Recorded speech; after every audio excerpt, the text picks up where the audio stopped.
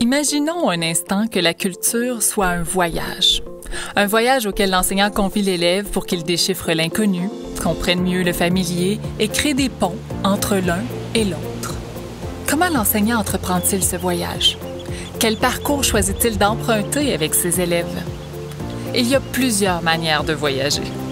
Si le guide présente les principales attractions, il peut aussi adapter l'itinéraire aux intérêts du groupe. C'est à lui d'organiser le voyage autour des repères culturels qu'il a pris le soin de choisir. Les repères culturels. Commençons par là. D'abord, qu'est-ce qu'un repère? Bien, si, admettons, tu veux aller à quelque part, bien, tu peux le trouver avec un repère, là. Ou tu cherches quelque chose, tu peux le trouver avec un repère. Un repère, c'est une balise qui permet de se situer, de savoir par exemple où l'on est ou encore où l'on va. Exactement comme si en voyage vous étiez perdu. Un panneau indicateur, la position du soleil ou l'architecture particulière d'une maison pourraient être des repères. Les repères culturels jouent le même rôle. Ce sont des balises qu'on reconnaît, qu'on s'approprie, qu'on partage avec les autres. Elles permettent de s'orienter, mais cette fois dans un environnement disciplinaire. En d'autres mots, ces repères ont une signification particulière sur le plan culturel. Ils permettent de porter un regard sur des tendances culturelles ou des phénomènes sociaux significatifs.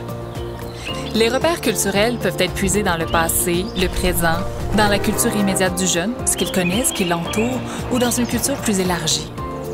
Puisqu'il est impossible de dresser la liste complète des repères culturels, l'enseignant a un rôle essentiel à jouer, celui de les sélectionner.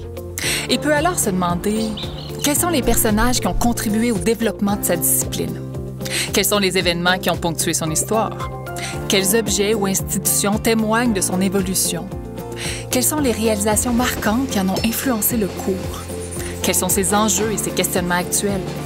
En fait, les repères culturels sont partout autour de nous, à portée de main. À l'école, ils permettent à l'élève d'enrichir son rapport à lui-même, aux autres, au monde.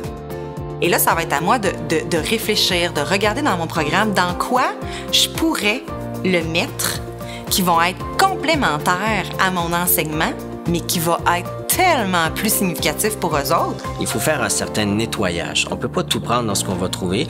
En tant qu'enseignant, on doit sélectionner de l'information, on doit avoir du discernement, on doit se censurer même à la limite. Le but, c'est que mes élèves, ils combinent leurs repères et mes repères pour qu'on construise ensemble quelque chose.